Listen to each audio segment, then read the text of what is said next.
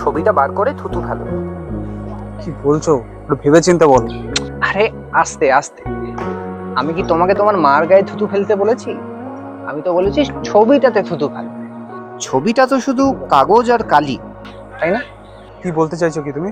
হ্যাঁ, আমি এইটাই বলতে চাইছি যে ঈশ্বরকে আমরা ধারণ করতে পারি না, ঠিক যেমন শূন্যতা, একদম কিছু না থাকাকে আমরা ধারণ করতে পারি না। আমি পারি। কি দেখতে পাচ্ছ? এই তো, এই তো দেখতে পাচ্ছি শূন্যতা, এমটি। ওগুলো তো শূন্যতা নয়, ডার্ক, এমটি, ট্রান্সপারেন্ট, সবকটাই তো কিছু একটা। শূন্যতা তো এগুলো নয়।